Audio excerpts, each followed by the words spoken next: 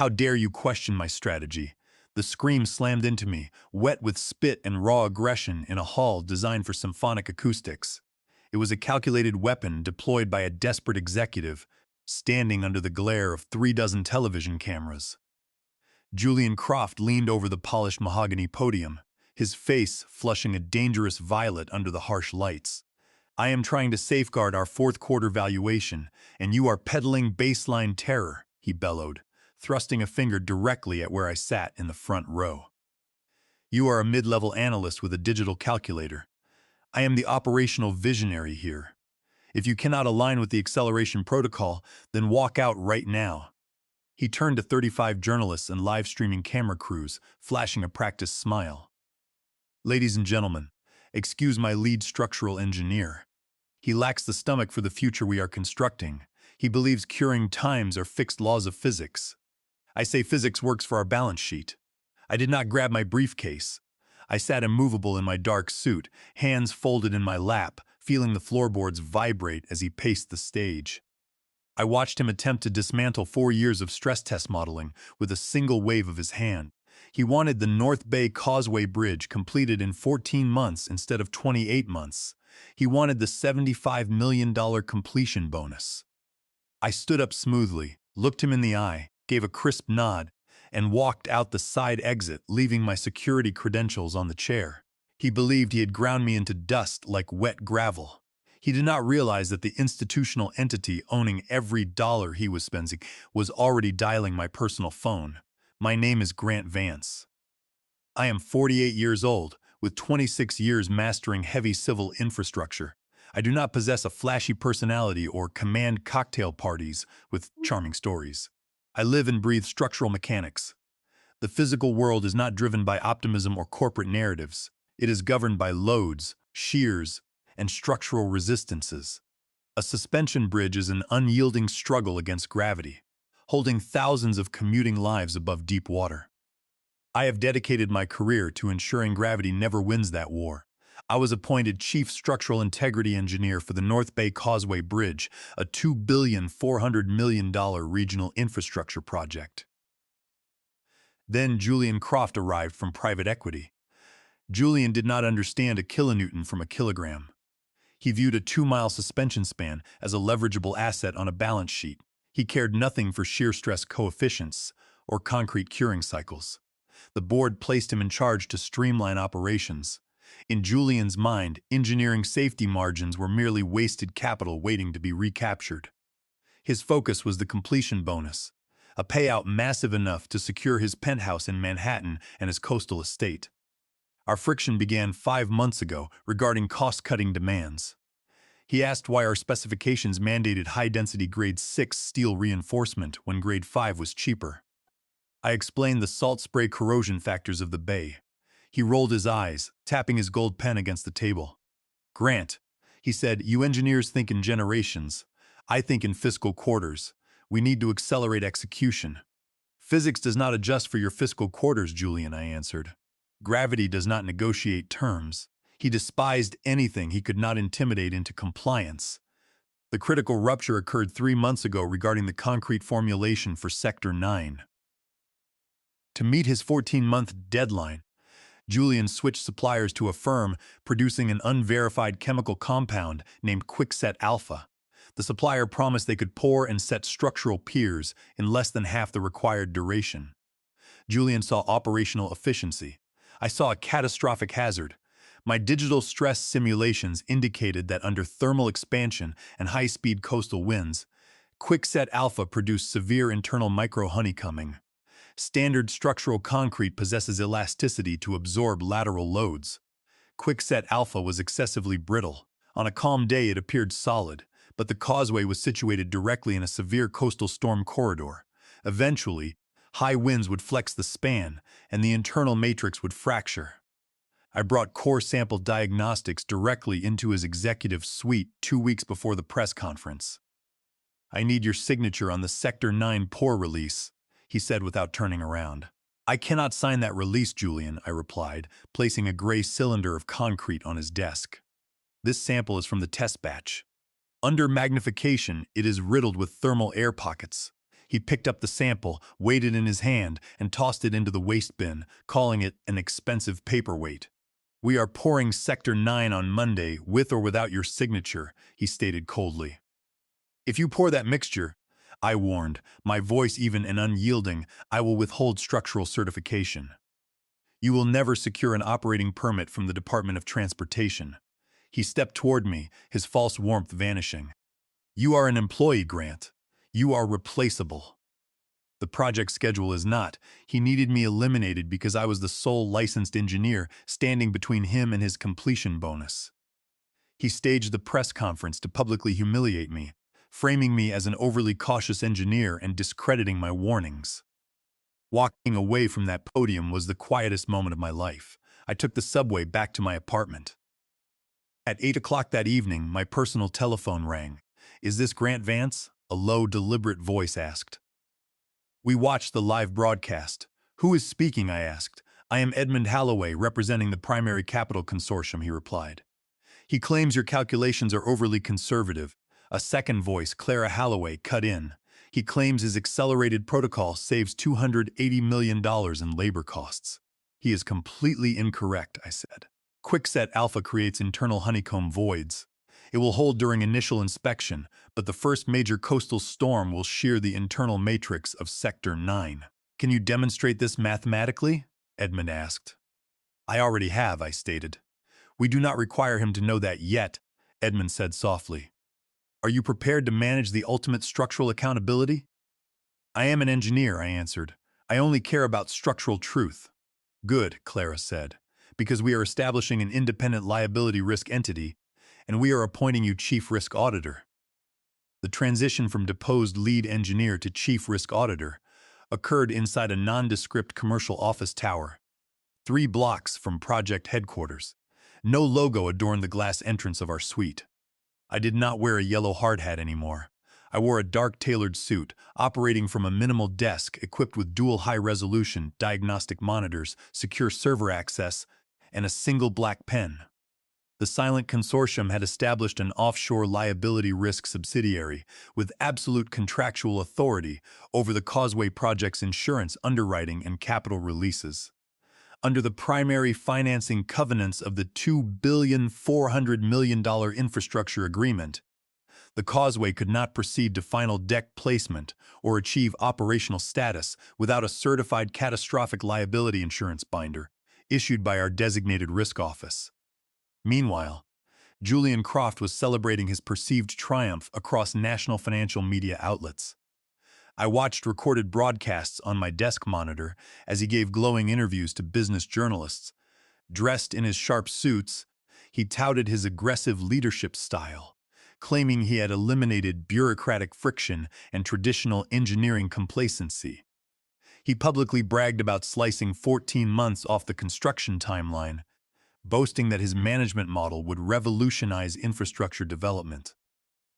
He referred to me obliquely in an industry journal article as an old-school technician bound by outdated paradigms who lacked courage for modern acceleration. He had no knowledge that every word he spoke was being logged into an audit file by the very engineer he claimed to have discarded. With my former presence erased from the job site, Julian pushed construction crews into round-the-clock operations. He forced engineering teams to execute the Sector 9 pour using the brittle Quickset Alpha compound during torrential rain and extreme humidity windows. When 2 junior quality assurance inspectors raised written concerns regarding thermal microcracking in newly poured piers, Julian terminated their employment contracts on the spot. He replaced them with inexperienced engineering interns eager to sign inspection sheets without conducting LabCorp tests. In doing so, Julian committed multiple willful violations of federal safety notification rules under the Worker Adjustment and Retraining Notification Act, and established a clear pattern of regulatory fraud under Title 18 of the United States Code. Section 1001, regarding false statements on federally monitored infrastructure. By late October, the physical structure of the North Bay Causeway Bridge was rapidly approaching structural completion. The suspension cables were tensioned, deck segments locked in place, and Julian prepared to submit his application for catastrophic liability insurance. For an infrastructure project of this magnitude, securing a multi-billion-dollar liability policy is not a mere administrative formality. Without a validated risk certificate signed by an authorized underwriter, state highway authorities will not permit a single motor vehicle to cross the span, and the private equity syndicate cannot release the final $75 million completion bonus. Julian assumed the insurance binding process would follow standard corporate protocols. He anticipated a routine underwriting review, expecting the insurance syndicate to accept his falsified quality assurance sheets at face value. He had already allocated his expected completion bonus toward purchasing a luxury yacht moored at the marina and acquiring a secondary residential estate in the Hamptons. He was completely oblivious to the legal trap closing around his operations. 14 days after his public outburst at the auditorium, an official corporate notification was transmitted directly from the consortium board to Julian's executive inbox. It was an administrative directive stating that, due to elevated risk volatility in regional maritime construction, all liability underwriting and risk assessment for the North Bay Causeway project had been transferred to an independent risk management subsidiary. The document detailed that no operating permit or completion bonus could be processed without the explicit written authorization of the newly appointed Director of Liability Assessment. At the bottom of the electronic document, in bold typography, was my full legal name, Grant Vance. He stared at the screen for several minutes in stunned silence, his face draining of all color.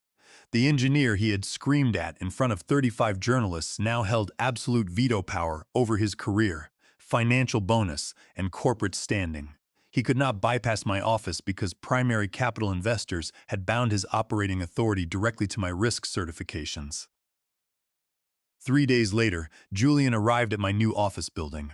He walked into my suite without his customary swagger. His expensive suit appeared slightly disheveled, and faint perspiration glistened along his hairline. He stood in the frame of my glass office door, hesitating for the first time. "Grant," he began, his voice tight and controlled.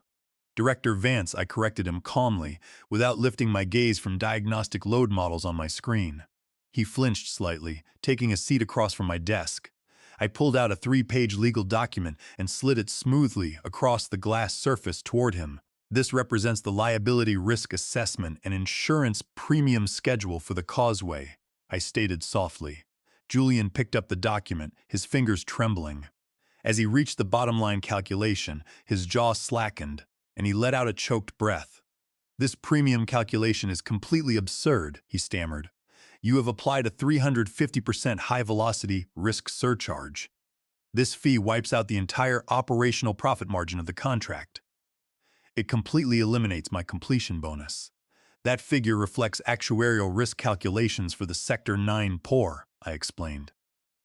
"Since you asserted to international media that physics adapts to your fiscal schedule, I calculated structural risk based on thermal honeycomb fracturing produced by quickset alpha." "You cannot legally enforce this surcharge," he whispered. "You are executing a personal vendetta. I am protecting $2.4 billion of institutional capital from catastrophic structural failure," I replied. "However, under Section 4 of the underwriting agreement, there is a specific mitigation option available to you." I pointed a calm index finger to the bold clause printed at the foot of page 3. "This is the personal confidence and indemnification clause," I read aloud, my voice flat and devoid of emotion. "If the chief executive vice president, meaning you personally, executes a full unconditional personal guarantee indemnifying the $180 million structural deductible and agrees to mandatory daily structural monitoring conducted by my audit office for an 8-year warranty period, our risk subsidiary will reduce the liability surcharge to standard baseline rates." Julian stared at the contract in utter disbelief. "Unconditional personal guarantee," he repeated, his voice cracking. "You are demanding that I pledge my personal equity, corporate stock options, real estate holdings, and private liquid accounts as collateral? If your accelerated engineering protocol is as sound as you declared to the press," I said, maintaining steady eye contact, "then your personal risk exposure is exactly 0. You informed 35 journalists that I was peddling baseline fear. If my diagnostic stress models are incorrect, you pay nothing. You retain your entire $75 million completion bonus. Your public prestige remains intact, and your legacy is secured. You are merely required to place your personal signature alongside your public statements. The office was entirely silent. Julian looked down at the paper, then turned his head toward the wide window overlooking the bay where the causeway stood against the gray horizon. If he refused to execute the personal guarantee, I would immediately issue a formal refusal of liability coverage. The project would come to an abrupt halt. State regulators would deny the operating permit, and the institutional consortium would launch a forensic audit into his quickset alpha procurement files, leading to immediate corporate termination and criminal prosecution for fraud under Title 18 of the United States Code. Conversely, if he executed the personal guarantee, liability coverage would bind immediately, the causeway would open on schedule, his $75 million completion bonus would be released, and he could attempt to maintain the grand illusion of his operational genius. His unyielding arrogance convinced him that the bridge would somehow endure. He reached out his hand, grasping the black fountain pen lying on my desk. I watched tension strain the tendons along his wrist. His survival instinct was screaming at him to stop, but his intense greed overrode his intellect. He pressed the pen tip onto the signature line, marked primary personal indemnifier, and scribbled his name in jagged, nervous strokes. He slammed the pen back down onto the desk, pushing the signed document back to my side. There he spat out, his eyes flashing with bitter resentment. "You have your signed guarantee. Are you satisfied now that you have extracted your pound of flesh?" "I do not seek flesh, Julian," I answered quietly, sliding the document into a fireproof folder. "I require structural integrity. Your liability coverage is officially bound. The site may proceed to operational opening." He stood up abruptly, smoothing his jacket. "When this bridge stands operational for 50 years, he declared, I will ensure the entire industry knows you attempted to sabotage the greatest infrastructure achievement of the decade. I will pursue you for professional malpractice." "I welcome empirical data," I replied calmly. He turned and strode out of the suite. I turned to my diagnostic console and activated the real-time confidence protocol. Over the subsequent 6 months, the North Bay Causeway Bridge moved through final operational preparations. Julian pushed construction crews to physical exhaustion to meet the opening deadline. He paced catwalks at night, screaming at site foremen and obsessively checking concrete curing logs. He was no longer checking for construction quality. He was monitoring his financial survival under terms of the indemnification agreement. My audit office installed 48 piezoelectric strain sensors and acoustic emission transducers along critical spans of Sector 9. These sensors monitored internal structural stress, microscopic thermal shifts, and acoustic material fractures in real time, transmitting continuous data streams directly to my diagnostic servers. Every morning at precisely 8 o'clock, an automated structural status report was generated by my server and sent directly to Julian's personal email inbox. The email contained a mandatory electronic acknowledgement requirement subject: Daily Structural Integrity Diagnostics, Sector 9 NATI. Operational baseline microdeflection, 0.002 millimeters within tolerance acoustic emission level, nominal mandatory action. Acknowledge receipt within 2 hours. Under binding terms of his personal guarantee, Julian was required to review telemetry, type the word received, and transmit his reply. If he failed to respond within the designated time frame, it triggered an immediate administrative notice of default, empowering our risk office to initiate preliminary asset preservation holds in his personal accounts. During the first month, his electronic acknowledgments arrived within 3 minutes. By the second month, he began delaying responses, attempting to assert control. On a Tuesday in mid-December, 2 o'clock arrived without his response. I did not call his cell phone. I dispatched a formal legal courier directly to his executive boardroom. The courier walked into a high-level meeting with international investors, handing Julian a bright red envelope containing a formal warning of indemnification breach. 3 minutes later, his electronic acknowledgement hit my inbox. He never missed another deadline. Continuous psychological pressure began to manifest in his physical appearance. I observed him at a regional civil engineering gala in late December. The confident executive had vanished. His face was pale and drawn, his eyes bloodshot from chronic insomnia, and he stood isolated near the banquet hall exit, nervously refreshing the weather forecast on his smartphone. It was coastal storm season, and the causeway was about to experience its first true environmental test. The ribbon-cutting ceremony took place on a bitter Tuesday morning in late January. The timing had been orchestrated by Julian to ensure the causeway opened prior to the high-volume holiday transit period, maximizing toll revenues for the first quarter financial summary. I declined my formal invitation to sit on the VIP platform, choosing instead to monitor the event via high-definition video feed and real-time telemetry from my office console. Weather conditions along the bay were harsh. Ocean winds were gusting at 45 miles per hour, driving cold rain across concrete decks. Julian stood at the center of the ceremonial stage, flanked by regional politicians and private equity directors. He appeared visibly weathered. His expensive coat hung loosely over his reduced frame, and his voice sounded strained as he addressed reporters. Today, Julian proclaimed into the microphone, fighting the gusting wind, we demonstrate that decisive corporate vision overcomes traditional engineering delay. They claimed this causeway could not be completed within 14 months. They insisted we wait for legacy curing schedules. But we did not wait. We executed. The crowd of dignitaries applauded. I zoomed the camera feed past Julian's face, focusing directly on the primary cable stay anchor of Sector 9 behind the stage. Ocean winds were generating lateral forces against the deck. A standard engineered structure would absorb this force through controlled aerodynamic flex. However, my secondary telemetry monitor displayed a concerning real-time graph. The deck was exhibiting subtle torsional twisting. The rigid, brittle quickset alpha concrete in Sector 9 was refusing to flex, resisting wind loads rather than distributing them. On the live video feed, Julian suddenly paused mid-sentence. His right hand gripped the wooden edges of the podium so tightly that his knuckles turned white. He looked down at his feet, his eyes widening in brief, unadulterated panic. He had felt the unnatural, rigid vibration shuddering through the deck beneath his shoes. For a terrifying second, he believed the structure was failing beneath him on live television.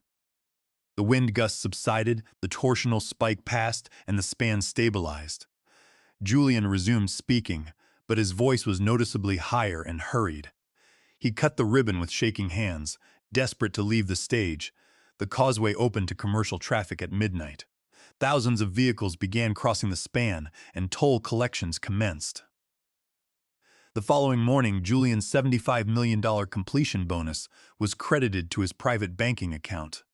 It was a massive fortune, sufficient to allow him to resign from corporate life and retire permanently. He immediately purchased a primary coastal estate in the Hamptons, acquired a 70-foot luxury yacht named Acceleration, and wired funds for a rare European sports car, yet he was utterly powerless to walk away. Under explicit covenants of the Personal Confidence Clause, he was contractually bound to remain as Chief Executive Vice President for the entire 8-year warranty duration. If he resigned or abandoned his post, his personal guarantee triggered instantly, initiating immediate asset forfeiture of his global net worth. He possessed millions in paper wealth, yet he was chained to his desk, forced to monitor the very structure that terrified him. The first major environmental test arrived in mid-February. A severe coastal depression swept in from the Atlantic, generating sustained winds of 68 miles per hour. I remained at my office console throughout the night, monitoring 48 piezoelectric strain sensors across Sector 9. At 11 o'clock at night, the storm peaked. Sector 9 sensors transitioned from green baseline indicators to amber warning thresholds. Lateral wind load reached 78% of maximum structural capacity. Because quickset alpha concrete lacked elastic give, structural energy could not dissipate naturally. Instead, it was fracturing the micromatrix within the concrete. At 11:14 at night, acoustic emission monitors registered the first internal structural failures, sharp microscopic acoustic snaps occurring deep within the pier foundation. Pop, pop, diagnostic data, Scrolled across my screen, acoustic event detected, Sector 9, Pier Charlie. Internal micromatrix shear, my office phone rang instantly. It was Julian's direct line. I answered, hearing only his heavy, frantic breathing over the speaker. Director Vance, he rasped, his voice trembling uncontrollably. Is it failing? Is Sector 9 collapsing? The structural matrix is undergoing internal acoustic microshearing, I replied in a steady tone. Quickset alpha concrete is refusing to flex under 68-mile-per-hour wind loads. Microscopic voids are connecting within Pier Charlie. What is our operational protocol? He shouted in desperation. Do we issue an emergency traffic closure? Do we lock toll gates? I evaluated the legal and physical parameters. If you initiate an emergency traffic closure without my formal structural collapse order, I explained, you trigger the commercial interruption clause of your indemnification contract. You will be personally liable for $95,000 in lost toll revenue for every hour the causeway remains closed. However, if you keep the span open and a structural failure occurs, federal prosecutors will indict you for reckless endangerment and corporate manslaughter. Under federal safety statutes, silence fell over the line. He was caught between immediate personal financial ruin and future criminal prosecution. The decision rests entirely with the Chief Executive Vice President, I added quietly. What does your operational vision dictate? He slammed the receiver down without answering. He lacked courage to close the span and endure personal financial loss. He sat alone in his office, praying that the storm would abate. By 4 o'clock in the morning, wind speeds dropped below 30 miles per hour. The causeway remained standing, and sensor indicators returned to green. At 4:15 in the morning, an email arrived from Julian's subject, Sector 9 status. Baby, the structure endured. Your stress models were alarmist. Quickset Alpha held. He was desperately attempting to reassure himself. He failed to understand material fatigue. Concrete degrades progressively through cumulative stress cycles. The 68-mile-per-hour wind had created thousands of invisible microfractures within Pier Charlie. Water ingress and salt spray would now penetrate the internal matrix, initiating rapid rebar oxidation. The countdown had begun. The structural climax occurred 3 months later, on a clear morning in mid-May. The weather across the bay was pristine, with light winds and calm waters. I arrived at my audit office at 7 o'clock, poured black coffee, and initialized the diagnostic console. At 7:12 in the morning, a crimson alert banner began flashing silently across my primary screen, critical constructural alerts. Sector 9, Pier Charlie, Sensors Lie Charlie 12, Continuity Break Detect, Fissure, 4.2 mm, Propagation, Active Expansion, Rabber exposure confirmed. A 4.2 mm fissure in a load-bearing pier is a major structural failure. The tension of cable stays had finally pulled the compromised concrete matrix apart, exposing internal steel reinforcement to marine atmosphere. The causeway was not in imminent danger of collapsing that morning, but its structural safety rating was officially revoked. I dialed Julian's personal cell phone. He answered on the second ring from his sports car. Grant, he said, his tone upbeat. It is a clear morning. Wind velocity is low. Pull your vehicle over to the shoulder. Immediately, Julian, I instructed calmly. What do you mean by those sudden instructions? He demanded. I have a ribbon cutting for phase 2 in 30 minutes. You do not have a ribbon cutting, I stated precisely. You have an emergency indemnification claim. Sensor Charlie 12 in Sector 9 has registered an active 4.2 mm structural fissure. The personal confidence clause has been formally triggered. Silence fell over the line. No, he whispered, that is impossible. It is a telemetry error. I cross-referenced readings with secondary piezoelectric strain arrays, I replied. The readings are absolute. The physics you ignored has asserted itself. Furthermore, as of 45 seconds ago, your primary banking institutions were formally notified of structural default. My banking institutions? He shrieked. Why are my private accounts showing access holds? Because estimated remediation costs for a structural pier failure of this magnitude is $180 million, I explained. Under Section 8 of your signed personal guarantee, your liquid accounts, corporate stock options, and real estate assets have been frozen as primary collateral to cover structural repairs. You froze my personal assets, he screamed. I cannot even access funds for fuel. Then I suggest you walk to the site, I said evenly. It is a clear morning. You can inspect the 4.2 millimeter fissure on your way. I ended the call. Julian abandoned his sports car on the highway shoulder and ran the remaining mile to project headquarters. When he burst through the door of my audit suite 20 minutes later, he looked completely destroyed. His necktie was gone, his shirt soaked with sweat, and his eyes wide with terror. He collapsed into the chair opposite my desk, gasping for air. "Fix this, Grant," he whimpered, pressing his hands together. "Please, reverse the default order. I will assign you 50% of my equity. I will resign immediately. Just do not strip everything I own." I looked at him across the clean glass desk. I felt no anger and no malice. I felt only quiet satisfaction of a mathematical equation reaching balance. "I cannot reverse physical laws, Julian," I replied. "The crack exists. Physics does not adjust for your bank balance. Every dollar of structural remediation will be drawn directly from your personal estate until your $180 million obligation is satisfied. That was your contractual agreement." The legal and financial liquidation of Julian Croft's personal estate was executed with quiet efficiency by consortium legal teams. They did not terminate his employment contract. Doing so would have severed personal indemnification liability. Instead, they forced him to remain as chief executive vice president, stripped of authority, operating from a small construction trailer in the maintenance yard. His coastal estate in the Hamptons was listed for immediate liquidation by asset managers. His 70-foot yacht, Acceleration, was seized at the marina and sold at auction. His luxury sports car, investment portfolios, and private equities were systematically liquidated to fund structural remediation. He was allocated a modest monthly living stipend, equivalent to the entry-level wage of a junior site laborer. The executive who had rushed construction to secure a $75 million bonus was now paying for structural repairs out of his own pocket. Specialized engineering teams installed carbon fiber structural jackets and high-pressure epoxy injection systems around Pier Charlie. Total initial remediation costs reached $420,000, billed directly against Julian's remaining equity. An additional $65,000 was drawn from his accounts to fund an upgraded array of acoustic diagnostic sensors. I visited his job site trailer 6 months after the failure. Julian was sitting at a battered metal desk, reviewing structural stress logs. He looked 20 years older, his hair was gray and thinning, carrying the hollow gaze of a man living under perpetual dread. "Director Vance," he said quietly, without looking up. "Mr. Croft," I replied. "We need to schedule core sampling for Sector 10. Acoustic emissions are showing slight elevation."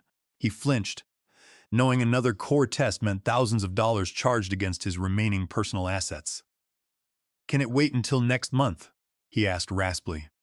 "The sale of my secondary property has not cleared escrow yet. I have no liquid reserves remaining." "Gravity does not wait for escrow, Julian," I said softly. He closed his eyes, let out a slow breath, picked up his pen, and signed authorization without argument. He was broken, kept upright only by legal obligation to pay for his arrogance.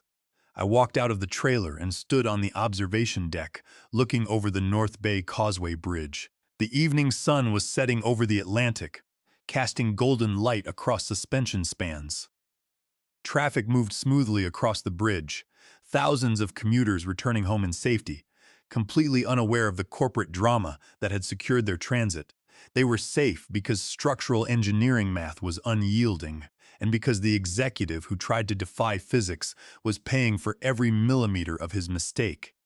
Julian was bound to that bridge for the remainder of his 8-year warranty period. He would spend nearly a decade fearing every coastal storm, dreading every daily diagnostic report sent to his inbox, trapped in a prison built by his own greed. I stood quietly in the cool breeze. The stress was equal to the resistance. Fire cleanses weakness.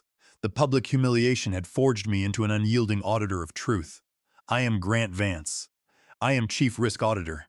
And as long as this causeway stands, the math will hold and gravity will collect its debt.